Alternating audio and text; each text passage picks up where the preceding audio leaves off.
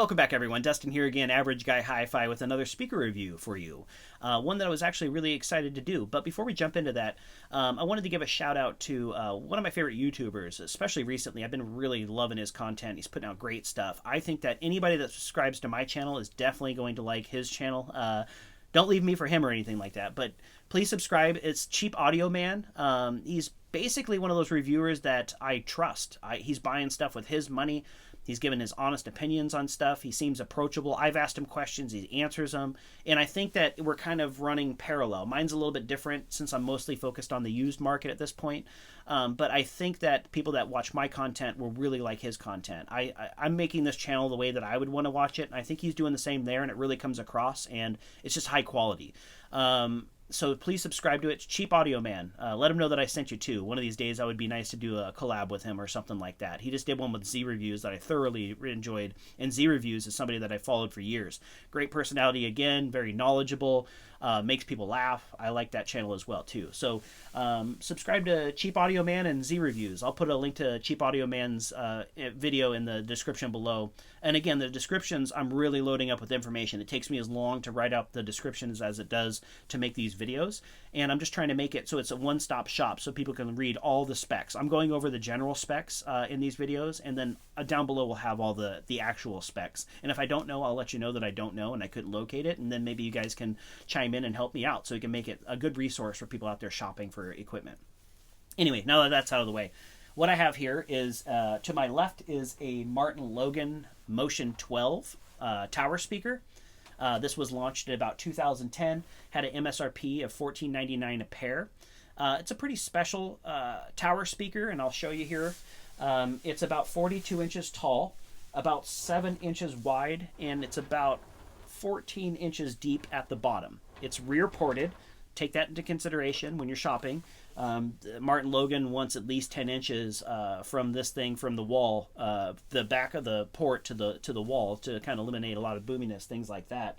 But just a fantastic speaker. I've been listening to it for a couple weeks now. And it's got, the reason that makes this thing so unique is that it is a three-way design. That's not unique, but it is a dipole three-way design. So this right here is the Logan Motion, folded motion tweeter. A fantastic tweeter, highly underrated.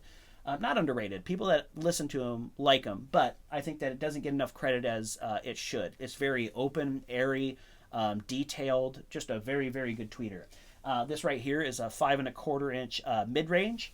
And again, what makes this speaker special is this is a dipole. So the sound from the mid-range actually goes, it's a dipole speaker, so it comes out the back. I don't know if you guys can see that, but this up here is a cage. I was going to try to take it apart and show you this, but flashlight here, I'm shining it through so you guys can kind of see it. It's a cage.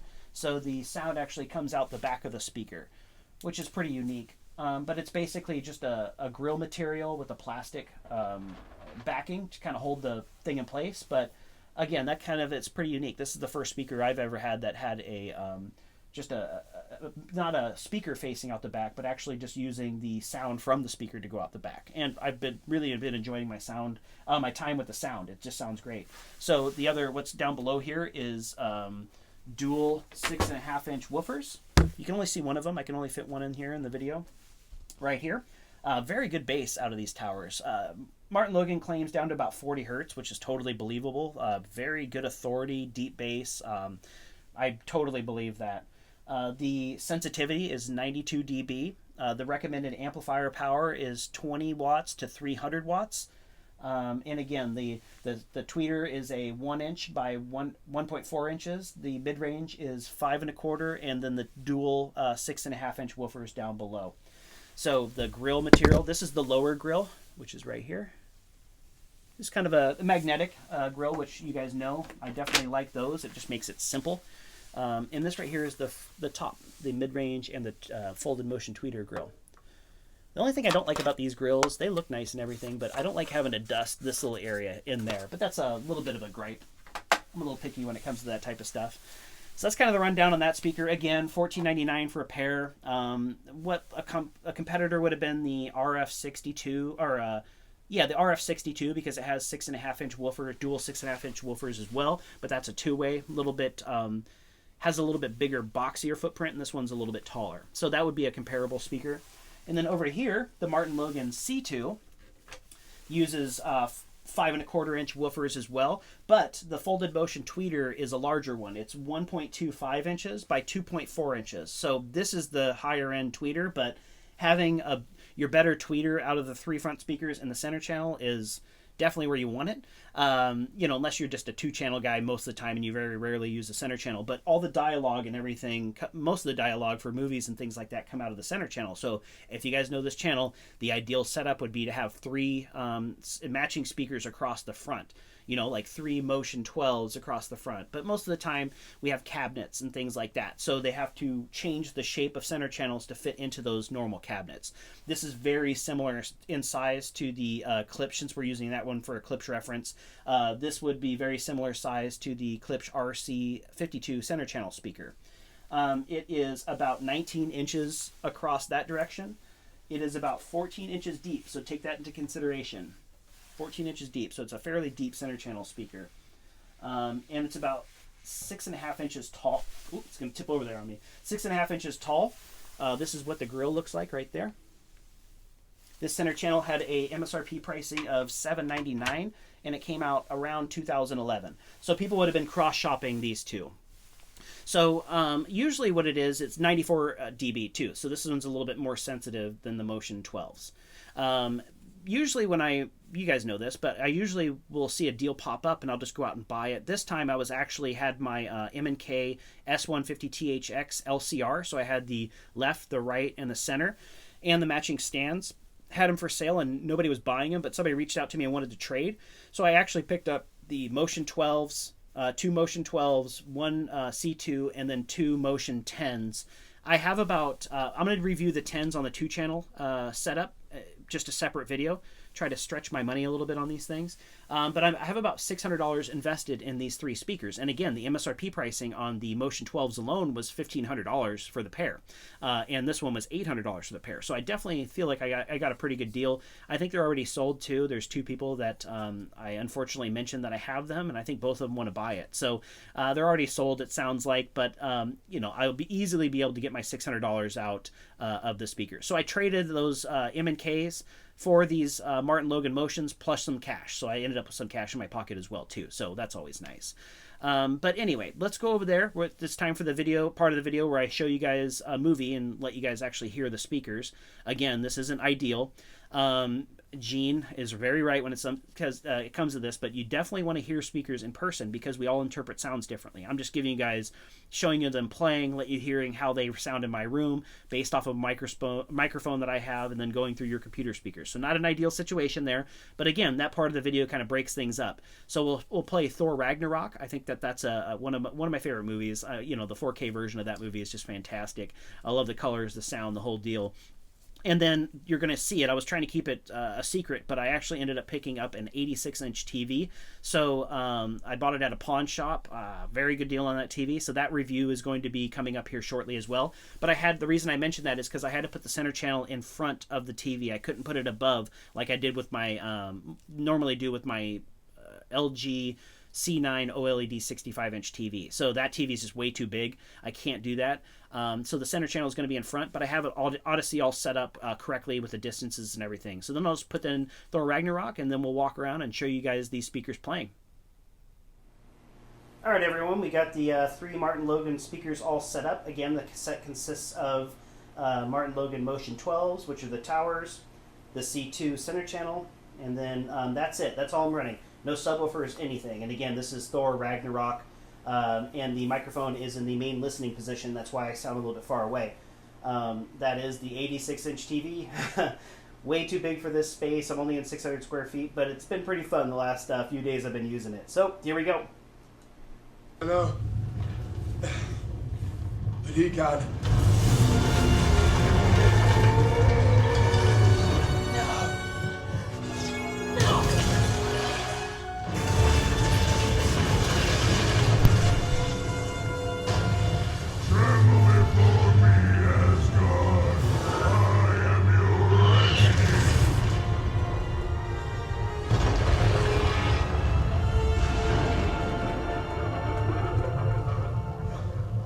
People are safe.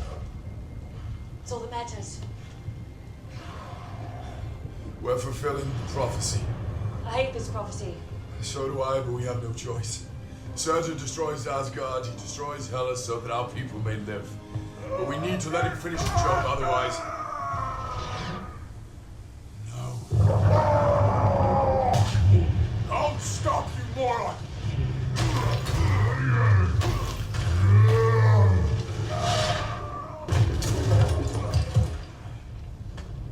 Hulk, stop! Just for once in your life, don't smash!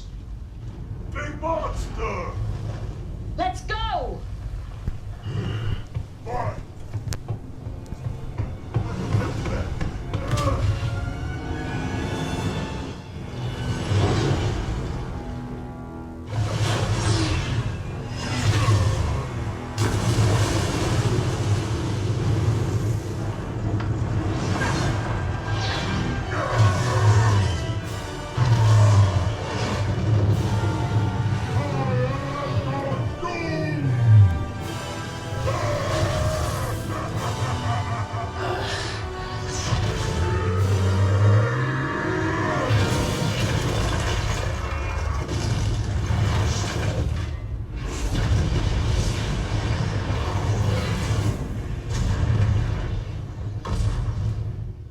Alright, I hope you guys enjoyed that brief demo of Thor Ragnarok. That's one of those movies that I thoroughly enjoy. I'm happy I own it. If you haven't seen it, which would be pretty hard to imagine if you're following this channel, you haven't seen it. But if you haven't seen it, definitely go out and give it a shot. I like the visuals, the sound, the whole thing is a pretty good overall package. One of my favorite Marvel movies. So now we're on to my favorite part of the videos. This is where I give you guys my overall impressions of the speakers that I had in for review. So there's 5 categories. Each category is worth up to 10 points, 10 being the best. The 5 categories are quality, we go off sound, we go off of the MSRP pricing, we go off the aesthetics, and we also go off my price paid. We average those out, and then I give you guys the average guy HiFi score. So we'll just jump right into it. From a quality perspective, 8.5 out of 10. Martin Logan always does a fantastic job. Their attention to detail is very high. Little things like speaker grills and the components of the woofers and the spikes that they include with the speakers. I mean, I like that attention to detail, but the cabinet's very high quality built. The crossovers, I saw somebody had a picture of the crossover. Crossovers look like they're high quality. Just they ooze luxury, and that's what Martin Logan kind of does, even this being their entry model kind of lineup.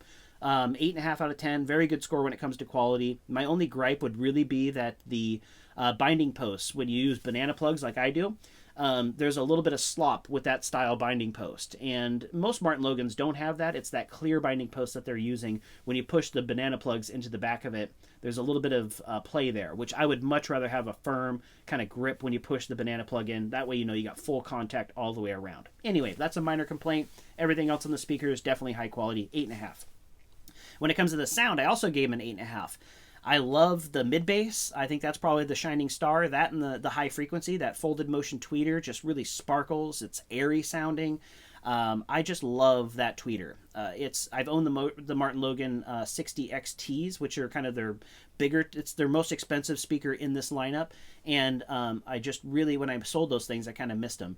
Other highlights for those speakers, again, that mid bass, the tweeter, and it actually had some pretty good deep bass. My only complaint really when it comes to sound is when I have them pulled away, when I was actually giving them a listening to, like the way properly set up, pulled 10 inches away from the wall, I did notice a little bit of a boominess when it comes to the towers. That probably has to do with positioning, but I followed Martin Logan's guidelines when it comes to towing them in and everything from the manual. So that would be my minor complaint, but if you're not paying attention to it, you'd probably never even notice it. But again, I listen to a lot of speakers, so that would be my one minor gripe there. 8.5 out of 10 when it comes to sound. Very good score there. MSRP pricing. At $2,300 for the 3 speakers, there was other options from Bowers & Wilkins, Paradigm, Definitive Technology, Klipsch. You know, there were some options at that price point.